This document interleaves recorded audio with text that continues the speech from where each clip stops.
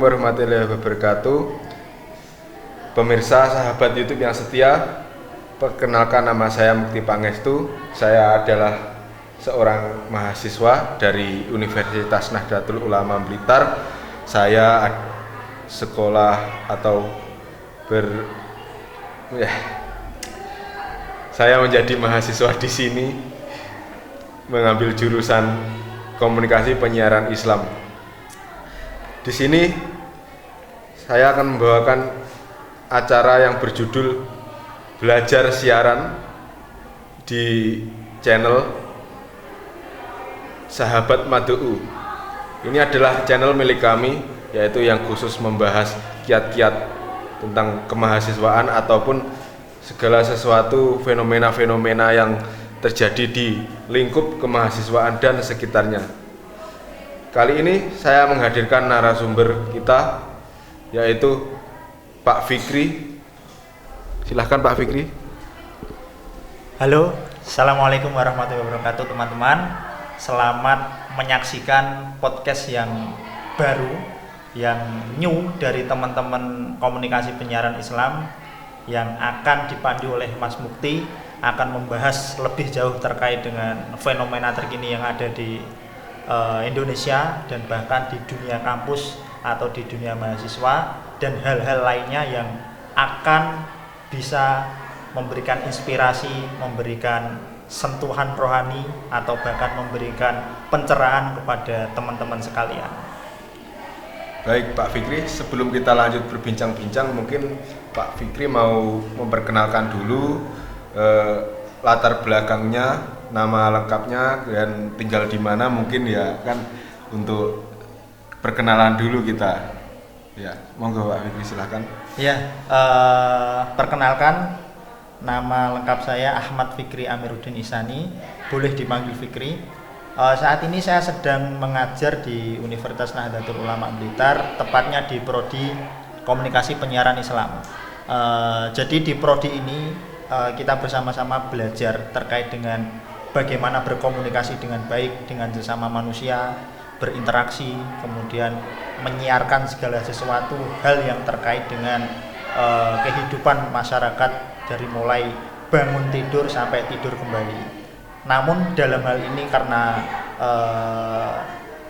kita berada di lingkup universitas yang memiliki nilai-nilai keislaman, terutama lebih ke aswaja, maka dari itu ada beberapa hal yang mungkin nanti terkait dengan keislaman seperti itu. Pertanyaannya, kenapa kok Komunikasi Penyiaran Islam? Bukan kan ada jurusan ilmu komunikasi, dan yang membedakan Komunikasi Penyiaran Islam dan ilmu komunikasi itu apa Pak Fikri? Nah, ini sangat menarik mengingat masyarakat kita atau istilahnya warga negara Indonesia itu, mereka itu sangat religius. Jadi mereka itu suka sekali dengan hal-hal yang berbau agama. Maka dari itu agama pun dibawa ke berbagai ranah kehidupan masyarakat, dari mulai sosial, politik, budaya, dan bahkan kenegaraan pun tidak luput dari apa yang namanya agama itu tadi atau religiusitas itu tadi. Sehingga tidak lepas dari namanya agama itu tadi. Dan kebetulan agama mayoritas yang ada di Indonesia ini adalah agama Islam. Jadi mayoritasnya itu memeluk Muslim. Jadi sekitar 70-80%-nya itu beragama Muslim. Nah, adanya jurusan atau prodi atau program studi Komunikasi Penyiaran Islam sendiri itu untuk membedakan langkah atau fokus yang lebih masuk kepada kalayak-kalayak yang notabene-nya masyarakat Muslim ini atau masyarakat Islam ini, yang mana dalam hal ini menjadi mayoritas itu tadi. Sedangkan kalau ilmu komunikasi secara murni atau mungkin ilmu broadcasting atau ilmu penyiaran secara umum itu mungkin akan membahas hal-hal yang secara umum saja. Sedangkan kalau komunikasi penyiaran Islam nanti kita akan lebih fokus memahami gejala-gejala masyarakat yang terkait dengan mungkin perilaku beragamanya, kemudian religiusitasnya, atau mungkin interaksi sosial antar sesama manusia, tapi dalam konteks bingkai keislaman atau keagamaan itu tadi. Ini menarik Pak Fikri. Jadi fenomena masyarakat yang Pak Fikri katakan tadi itu menjadi tantangan ya bagi mahasiswa KPI. Itu contohnya seperti apa Pak? Kira-kira perilaku-perilaku masyarakat yang solusinya itu ada di mahasiswa komunikasi penyiaran Islam gitu. Ya, itu misalnya masyarakat kita itu kan suka sekali, apalagi orang-orang yang tidak bermedia dengan baik atau tidak mendapatkan informasi atau komunikasi dengan baik, itu seringkali termakan hoax. Ini kita sebagai mahasiswa komunikasi penyiaran Islam itu sebaiknya bisa untuk masuk ke ranah masyarakat agar memberikan penyadaran, memberikan edukasi, memberikan pengetahuan terkait dengan apa yang boleh di-share di media sosial dan apa yang tidak boleh di-share di media sosial. Karena Islam sendiri tidak terbatas pada hukum-hukum syariah, hukum-hukum fikih dan lain sebagainya. Tapi Islam adalah nilai-nilai, adalah praktik dalam berperilaku dan berkehidupan sehari-hari. Misalnya apa? Kita membagikan sesuatu di media sosial, misalkan Facebook, Instagram, Twitter dan sebagainya, itu kita harus menimbang-nimbang kira-kira manfaatnya apa.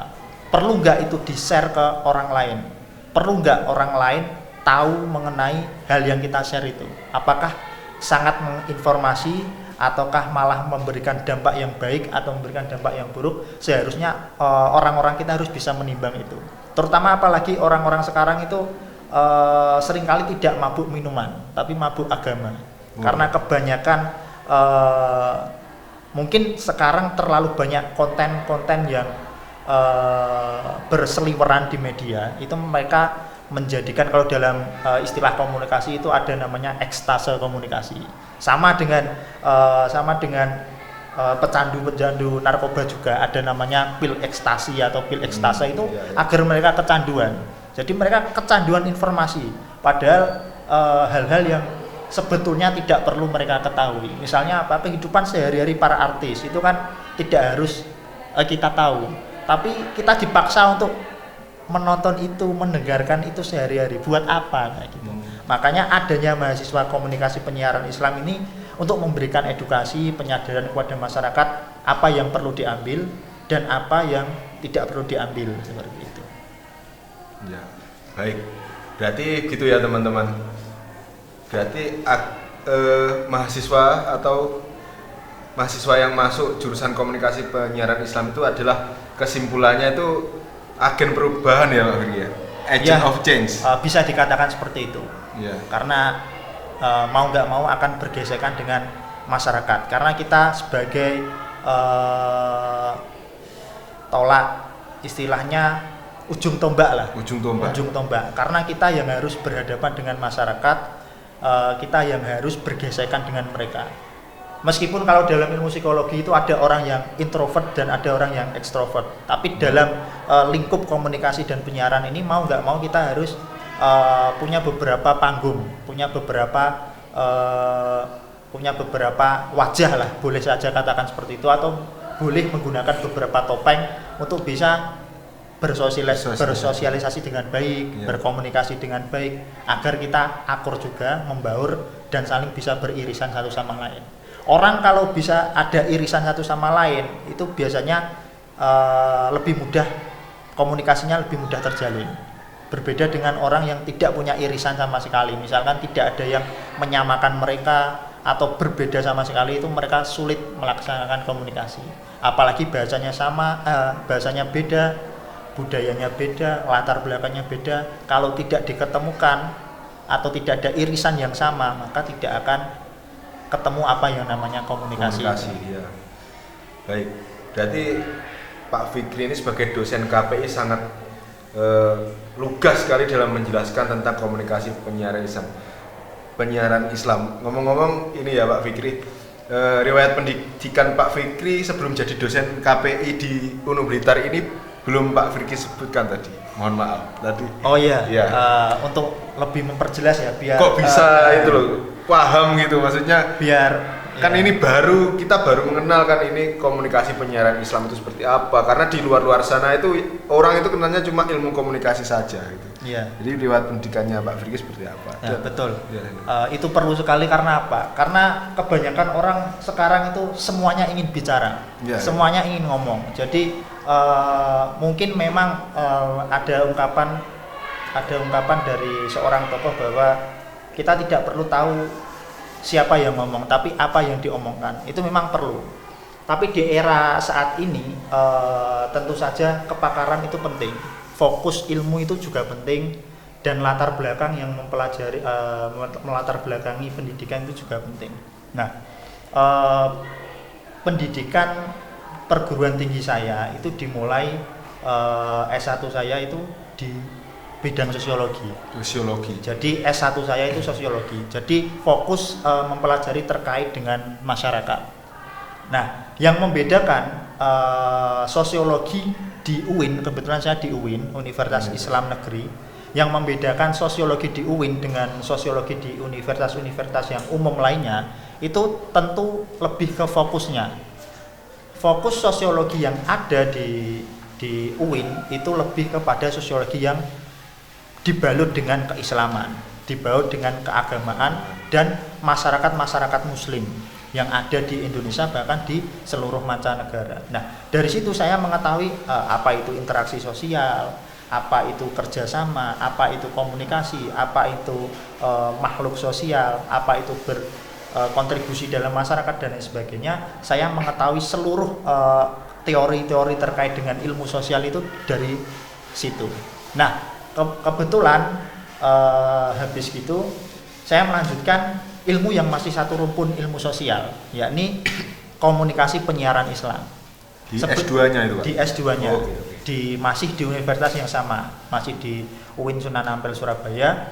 Nah, di situ sebetulnya ya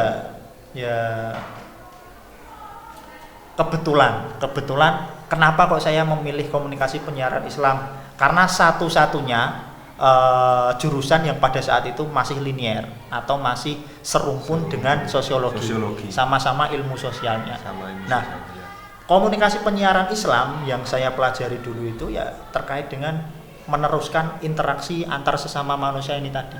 Meneruskan hal-hal yang berbau dengan interaksi sama manusia, komunikasi, berjejaring, berkoneksi satu sama lain, tapi dibalut dengan hal-hal yang terkait dengan keislaman, keagamaan, dan cara atau hidup yang lebih religius seperti itu.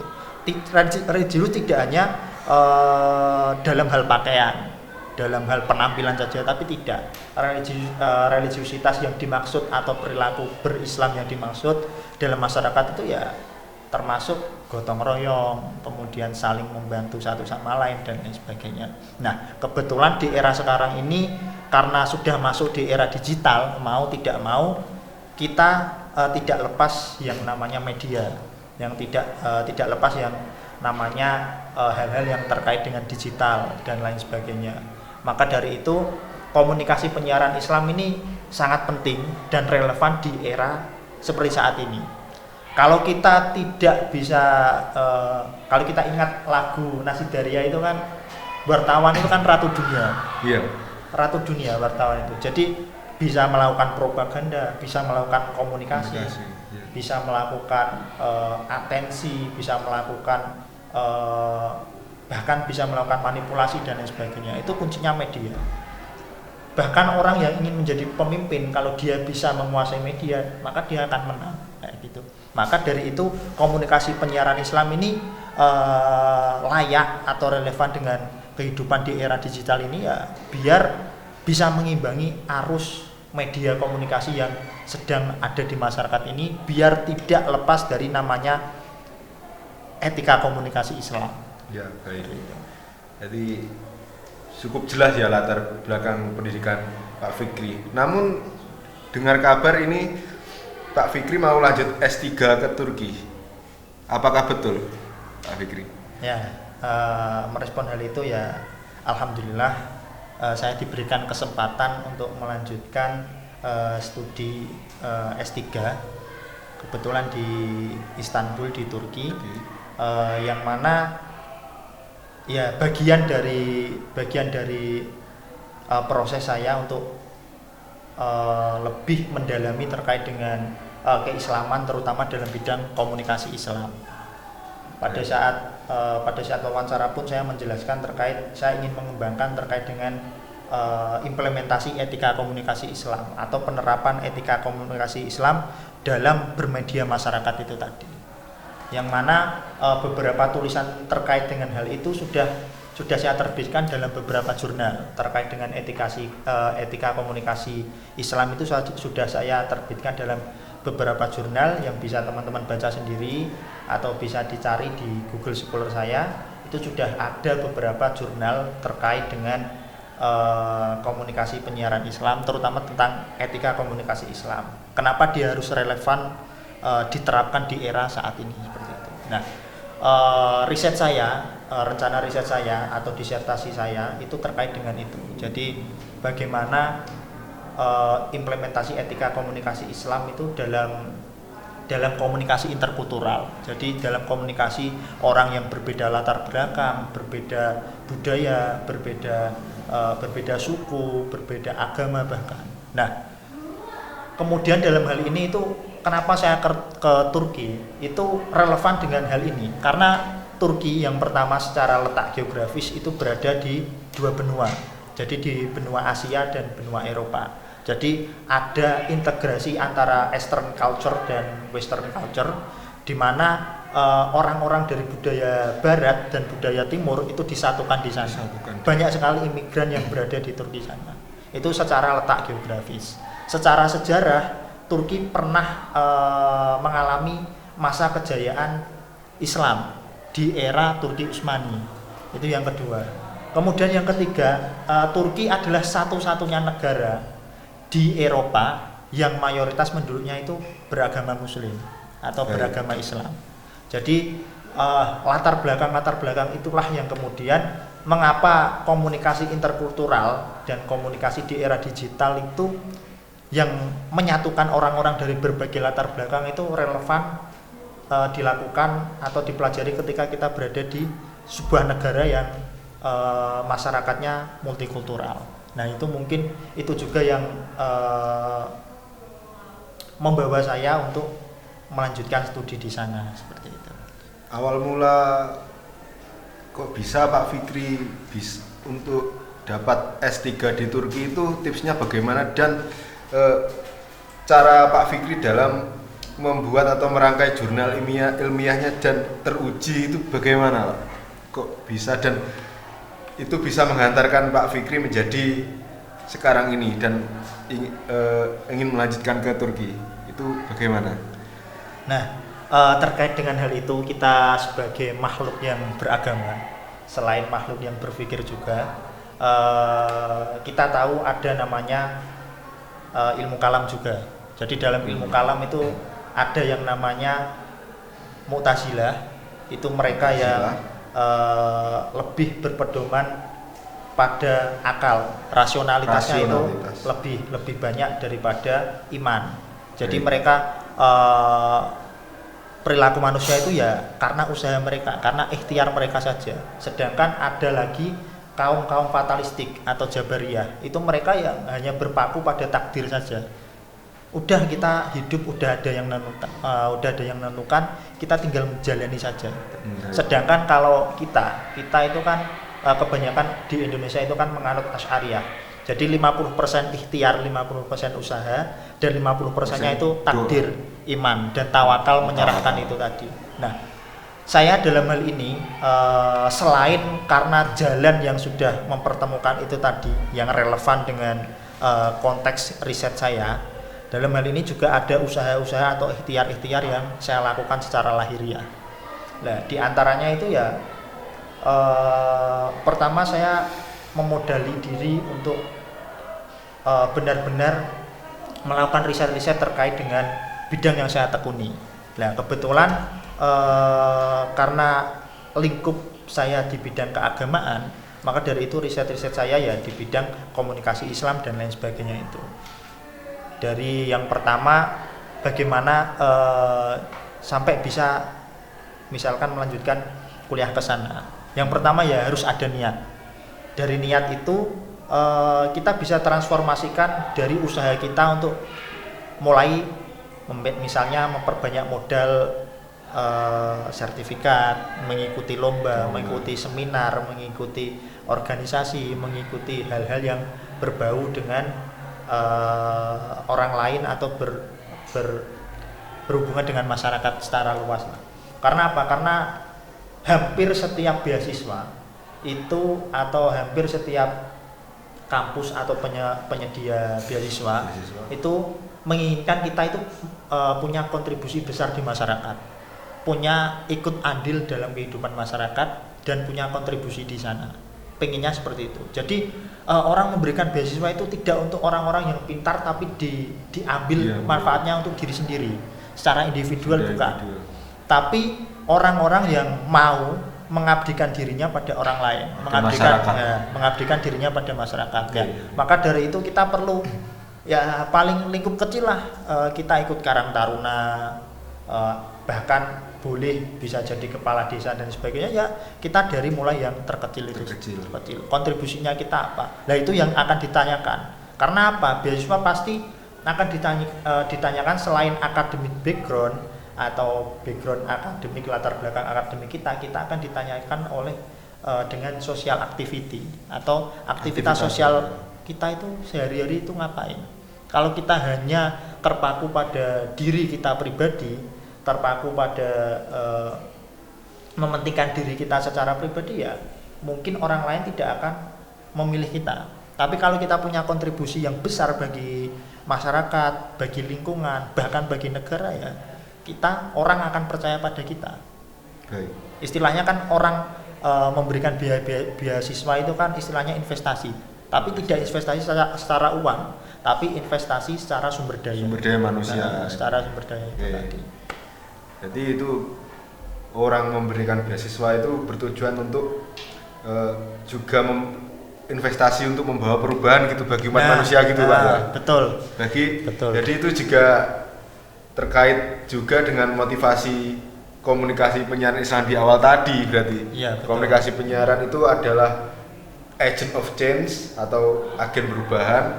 Jadi Pak Fikri ini patut kita contoh Sobat Mad'u. Jadi kita harus bisa memberikan kontribusi kita kepada masyarakat agar kelak kita akan diberikan jalan untuk mengantarkan kita menuju kesuksesan. Lalu pertanyaan yang sering ditanyakan para Sobat Mad'u selanjutnya adalah tentang media-media yang ada di Indonesia.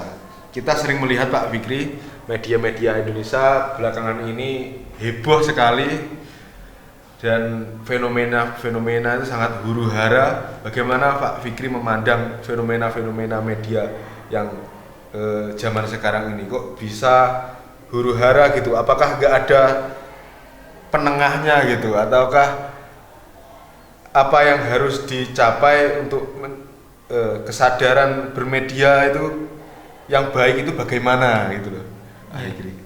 Ya betul. Terkait menjawab hal ini sebetulnya sangat kompleks sekali. Kalau kita hubungkan dengan komunikasi politik, itu kita hubungkan dengan ya komunikasi politik ya. Konten-konten yang tersebar di Instagram kita, TikTok kita, Twitter kita dan lain sebagainya itu yang kebetulan berada di Indonesia itu apa ya, kolom komentar, kolom rekomendasi berandanya itu loh. Jadi dari AI-nya, dari artificial intelligence-nya itu kita sering ditontonkan oleh konten-konten yang lebih ke arah negatif. Sedangkan kalau kita misalkan berada di luar negeri, berada di negara lain, itu yang keluar dalam beranda itu konten-konten yang positif. Nah, itu ada namanya dalam komunikasi itu ada namanya hegemoni. Jadi ada pihak satu ingin menghegemoni pihak yang lain atau mempengaruhi pihak yang lain, men-setting pihak yang lain agar apa? Generasinya ini bodoh semua. Generasinya ini ya membuat terpecah, terpapar virus-virus konten-konten dari konten-konten negatif itu tadi. Nah, makanya itu perangnya apa ya? Perangnya ya dengan dilawan dengan konten juga. Jangan malah kita ya udah aku nggak pakai Telegram, nggak pakai IG, nggak pakai WA, nggak pakai lain-lain, yuk malah salah. Justru kita harus perang konten dengan mereka. Jadi mana yang akan menang, maksudnya mana yang akan menang secara engagementnya ini tadi, engagementnya yang besar yang mana? Apakah konten positif atau konten negatif? Jadi yin dan yang itu tadi. Mereka bertarung konten yang mana yang akan menang di dalam pergulatan media itu tadi. Maka ketika kita follow siapa gitu, misalkan kan ada rekomendasi yang selaras dengan apa yang kita follow.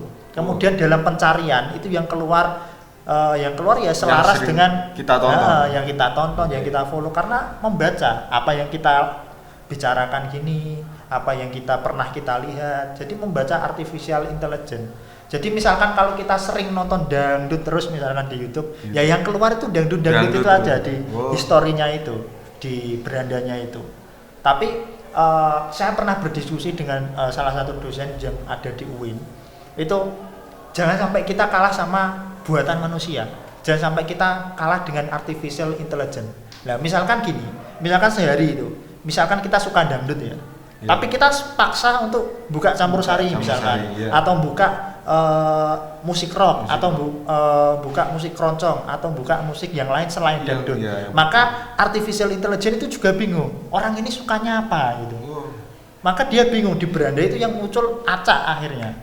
Kalau kita tidak spekulasi seperti itu, tidak melakukan rekayasa seperti itu, ya yang keluar ya apa yang sudah biasa kita lakukan, apa yang sudah biasa kita tonton dan lain sebagainya.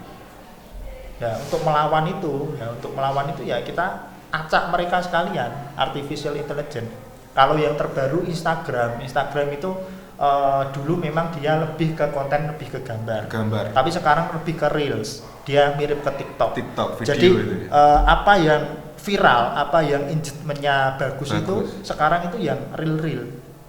Maksudnya reels video yang ada di Instagram. Sedangkan gambar kemudian video-video singkat itu udah nggak akan keluar di pencarian, nggak akan keluar di beranda. Yang keluar itu kebanyakan sekarang bisa ditonton teman-teman. Yang keluar itu video-video reels seperti itu, karena mengikuti perkembangan ini ya. Makanya kita sebagai yang sadar terkait dengan media ini, ya kita terjunlah membuat konten-konten yang positif. Ya yang sederhana saja, misalkan kita aktivitas sosial atau apa ya kita rekam, kita upload di media sosial kita. Bukan untuk kita pamer, bukan. Tapi orang-orang sudah terlanjur seperti itu. Orang-orang sekarang dulu kalau maksiat kan dulu kan sembunyi-sembunyi. Tapi sekarang maksiat terang-terangan, masa dakwah tersembunyi. Kan kebalikannya. Kalau mereka maksiat terang-terangan, ya udah kita dakwah juga terang-terangan. Ngomong terang-terangan sekalian.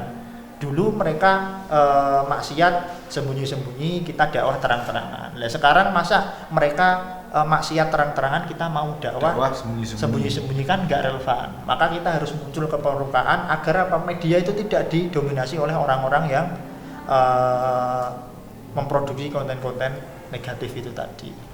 Ngomongin soal konten negatif yang mendominasi sekarang, kan setiap hari kita, walaupun kita sudah berusaha mencari yang positif, itu pasti yang berita yang paling disorot adalah yang negatif-negatif atau huru-hara gitu ya Pak ya. Itu pertanyaannya, apakah sebenarnya di Indonesia ini kita sudah siap sebenarnya? Apakah sudah siap bermedia sebenarnya, ataukah belum, atau belum punya kesadaran begitu untuk memilih konten-konten yang baik, atau memilih sendiri, mempunyai kuasa sendiri untuk memilih konten yang positif gitu? Apakah sudah siap ataukah belum, dilihat dari fenomena masyarakat sekitar ini yang karena kan banyak kan ya masih muncul yang negatif itu gimana Pak kira-kira? Nah, betul sekali. Kita lihat apa yang ada di barat gitu ya. Mereka itu sangat tahapnya itu sangat tertata, sangat rapi. Misalkan apa? Dulu cetak mereka selesai dulu dengan media cetak. Misalkan belajar menulis, membaca secara cetak itu mereka selesai dulu. Setelah cetak selesai, mereka baru ke radio, ke suara. Kemudian setelah suara ini diolah, orang-orang tahu suara dan sebagainya, pandai bercakap-cakap dan sebagainya, suara selesai. Oh, ini suara ternyata tidak cukup. Kemudian ada namanya audiovisual. Itu yang bisa kita tonton sekarang, itu audiovisual televisi itu. Nah, kemudian setelah audiovisual kemudian ada namanya multimedia. Jadi multimedia itu ya suara, ya penglihatan, ya multi lah, ya tulisan dan lain sebagainya, teks dan lain sebagainya ada di situ. Itulah yang dinamakan multimedia, atau sekarang malah lebih modern lagi. Nah, bedanya masyarakat yang ada di barat dengan masyarakat kita itu, kita tidak siap. Misalkan apa? Budaya tulis menulis, media cetak saja belum selesai, kita udah langsung loncat ke televisi. Misalkan televisi belum selesai, kita langsung loncat ke sosial media. Hingga apa? Informasi yang dibagikan itu informasi-informasi yang sebetulnya tidak perlu dibagikan dan tidak seharusnya dibagikan. Orang posting makan bakso itu yang ada hanya di Indonesia, lagi makan bakso nih. Nah, orang tahu itu untuk apa gitu. Iya. Itu kalau di luar negeri nggak ada, Pak. Nggak ada. Orang posting lagi makan mie ayam nih, nggak ada kayak gitu. Itu ya ada di kita. Lagi macul nih. Nah, untuk apa? Udah kamu macul aja gitu loh. Kamu kerja aja. Itu nggak perlu kamu tontonkan. Yang kamu tontonkan ya kira-kira menginformasi nggak ini. Oh, ini ada kecelakaan di sini. Kira-kira butuh bantuan berapa ambulan, berapa pemadam kebakaran, misalkan kalau kebakaran. Itu di luar negeri seperti itu. Sedangkan di kita itu enggak. Kadang story kita mulai dari diri kita sendiri lah. Kita story setiap hari itu kira-kira orang lain bermanfaat nggak melihat itu? Perlu nggak orang lain tahu dengan teman-teman mau mandi nih? Itu nggak perlu gitu loh. Misalkan atau kita melihat kehidupan para artis, kehidupan artis-artis sinetron, ini putus dengan ini, kita lo nggak peduli. Kita nggak kenal sama kalian. Baim Wong mau kemana, mau Citayam ke Citayam mau itu kita nggak peduli gitu loh. Kita nggak perlu gitu ya. Iya, kita nggak perlu. Itu yang namanya kegemukan informasi yaitu. Jadi kita harus bisa memilah mana yang relevan dengan hidup kita, mana yang sesuai dengan diri kita, mana yang kira-kira ini bermanfaat bagi diri kita gitu. Dan apa yang kita share itu kita tahan dulu. Kira-kira orang lihat ini responnya gimana ya? Orang sekarang kan enggak asal ngetik ini, kirim, udah nanti viral, malah suka biasanya hanya untuk viral. Maka ada beberapa SJW itu yang sengaja. SJW itu apa? SJW itu ya Social Justice Warrior. Oh, itu jadi istilah. Orang-orang yang suka memberikan penghakiman atau memberikan justice kepada konten-konten kreator ya. Jadi mereka netizen yang jahat kayak gitu. Ya. Jadi memberikan penilaian, suka ngomong-ngomong yang asal kayak gitu. Misalkan orang posting anaknya, wah anakmu kayak gini misalkan gitu. Padahal itu tidak secara tidak sengaja kan melukai hati orang yang posting seperti itu. Padahal niatnya kan memposting apa yang menjadikan informasi kayak itu. Makanya sekarang ya kalau posting juga itu harus berhati-hati kita. KTP nggak boleh diposting. Kemarin sempat bocor itu. Ya, itu data pribadi itu nggak boleh. Kemudian organ-organ intim dalam tubuh itu juga nggak boleh. Nggak boleh. Kemudian hal-hal yang bersifat anarkis juga nggak boleh diposting. Aslinya banyak etika yang ada itu tadi. Makanya kita belajar etika komunikasi itu tadi. Apa yang perlu di-share, apa yang perlu diambil dari media itu, apa yang harus kita manfaat dari media itu. Media kan salah satunya untuk menyiarkan sesuatu, menginformasikan sesuatu, dan beriklan atau berpromosi. Itu nggak masalah selama tidak melanggar ketentuan-ketentuan yang ada. Bahkan rokok pun kan dibatasi ketika dia melakukan iklan-iklan rokok itu jam kan 10 lebih iya, malam gitu munculnya. ada batasan-batasan seperti itu. Oke, berarti kalau dianalogikan Indonesia itu atau kita itu obesitas media gitu Pak ya. Ya, bisa kegemukan jadi kita ini, kegemukan obesitas informasi. Media ya. Semua media kita ambil. Nggak ada memilah gitu. Ya. Bahkan yang kita sudah tahu itu negatif, kita sengaja nyari, bukan kita menghindari atau betul. memilih yang positif. Kayak di Cina itu membatasi, Cina sama Korea Utara itu membatasi medianya. Mereka nggak pakai WA, nggak pakai Instagram, bahkan nggak pakai Google. Karena mereka apa? Takut datanya diambil, takut database-nya diambil juga, dicuri dan sebagainya. Dan mereka juga nggak mau negara pembuatnya itu kaya. Mereka mengambil atau membuat aplikasi sendiri yang selaras atau serupa dengan itu, tapi mereka tidak menggunakan itu. Berdikari ya. Berdikari. Kita kan pengennya dulu seperti itu. Akhir-akhir ini Menkominfo kan inginnya seperti itu. Cuma kan hasratnya inginnya kayak gitu. Cuma masyarakat kita belum siap untuk itu. Siap, oke. Karena kita loncat-loncat, cetak belum selesai, budaya tulis dan membaca belum selesai, udah lompat ke audiovisual belum selesai, langsung ke multimedia belum selesai, langsung ke media digital yang sangat luar biasa dampaknya ini. Jadi kita selalu lompat-lompat ini tadi, tidak melalui tahapan-tahapan yang selaras, yang sesuai dengan ya kayak kita sekolah lah, dari SD, habis SD ya harusnya SMP, dari SMP ya harusnya SMA, dari SMA baru kuliah. Kita enggak, dari SD langsung lompat SMA. Nanti balik lagi ke SMP, SMP langsung kuliah nanti balik ke anak-anak gitu lagi ya. Perilakunya anak-anak lagi. Kita bisa lihat lah orang-orang tua gitu, kadang yang diposting apa kan nggak jelas, kadang mangkok diposting gini, buat apa mangkok diposting gitu. Kadang anaknya malah yang ngajarin orang tuanya untuk Facebookan, untuk TikTokan gitu. Anehnya media sekarang itu gitu, tidak ada senioritas di sini. Dalam artian itu orang yang lebih tua itu tidak tentu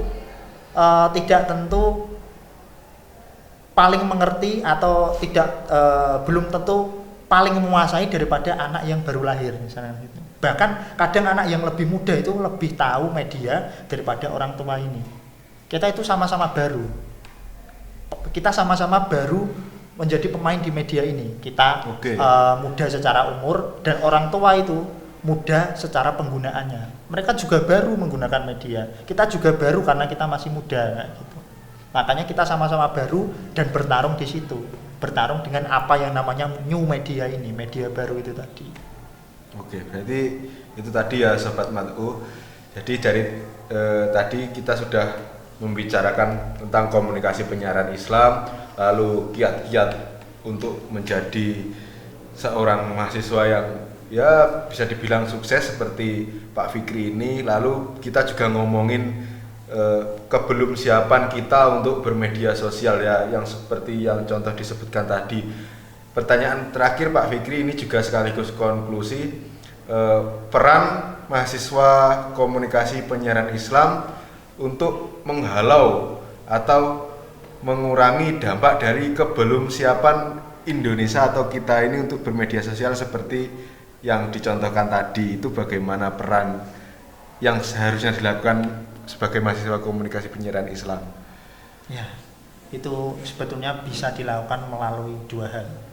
Yang pertama, kita sendiri mau nggak mau harus lebih tahu daripada masyarakat, karena kita sebagai mahasiswa komunikasi, maka mau tidak mau kita juga harus memproduksi konten yang positif, yang menjadi contoh bagi orang-orang yang ada di luar sana. Jadi biarkan yang viral-viral, yang punya subscriber banyak itu ya justru akhirnya kalau bisa kita.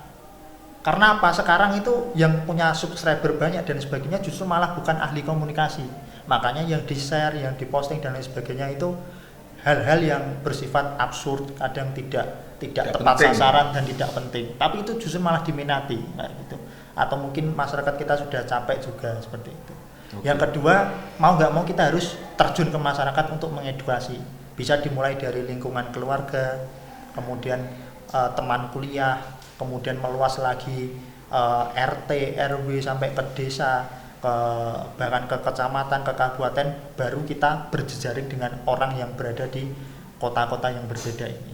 Kita melakukan edukasi bahayanya men-share ini, kemudian bahayanya menyebarkan hoax dan lain sebagainya, kemudian mensosialisasikan etika komunikasi, mensosialisasikan UU ITE itu sebenarnya relevannya gimana dan sebagainya. Ya itu tugas kita seperti itu. Jadi saya kira ada dua hal yang harus kita laksanakan sebagai mahasiswa komunikasi.